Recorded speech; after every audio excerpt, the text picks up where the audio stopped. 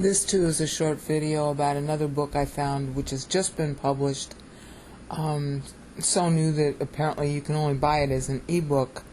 Let's see, can you get it? Well, you can get it in print from Barnes & Noble for $71, or buy it as an ebook from Google. Textual Criticism of the Hebrew Bible by Emmanuel Tov. This book has certain things about it that make it interesting to contrast with the textual criticism of the LXX and the New Testament, because the way this guy analyzes is extremely different and yet references the same ideas as what you find with respect to textual criticism of the New Testament and the LXX. Generally speaking, the textual criticism of the LXX and the New Testament is done by Christians, and it reflects the sort of tendency of Christians to be hypercritical. In other words, when you hear people say, oh, there are all these variants and there are 200,000 variants, blah, blah, blah. Christians in textual criticism tend to stress the negative, so much so that you think your Bible's in much worse shape than it is. What they're arguing over, kind of like Congress and the budget, what they're arguing over is about 1% of the total. In other words, in Congress, and this has been true now for 50 years, all the debates you hear about the budget really, in American Congress anyway, really only have to do with about 10% of the budget, because about 90%, 60 to 90% of the budget you couldn't change and you couldn't fix or you couldn't improve no matter what you did to it. Okay? The same thing is true in the arguments for textual criticism, although it's much less. There are about 1 to 5% of all of the texts that we have that have any kind of difference in them of any importance.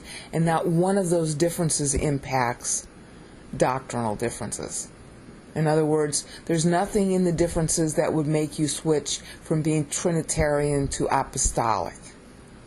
None which would make you think that Jesus wasn't God. Okay? They just don't, the differences just don't make doctrinal difference. They have stylistic differences. They relate to whether or not you have a comma. Well, there's no commas in the original. Whether or not you have misspellings, or if it's a different tense. All the variants are on minor things like that, and sometimes they significantly impact how you read a passage, but they don't impact the doctrine you already know. Okay? But we make big stinks about those in the West. That's a Christian tradition to sort of overstate the negative. By contrast, what this guy is doing is from the Jewish perspective of stressing how much in common. That's the first unique thing about this book, and it's really interesting to read, how he explains that. You can only read, part of the book. You have to buy it to read it all. All right? The second thing that this guy stresses, which is so different from what you see in the Christian analysis, is that he spends a lot of time talking about pronunciation. Okay? Because one of the things that's very different between the Christian textual criticism and Jewish textual criticism is that Jewish textual criticism is focused on the oral tradition because that's very strong. In other words, the Bible was recited. All right, in shul, that means school, synagogue, Saturday. They recite Torah. All right, you go through the Torah about, once every 7 years, once every 5 years, once a year, kind of depends. Most of the congregations follow a particular system that they announce several years in advance. So it's a bigger issue how you pronounce the lessons each Saturday. So he spends a lot of time on that. So this is a really interesting book to read. I find it a little bit annoying the way he uses footnotes and citations, but that's just my personal quibble. But the book is very clearly written. It doesn't have all the scholarly padding you usually find in Christian books on textual criticism. So it's different in its style, it's different in its approach, but it covers the same ideas.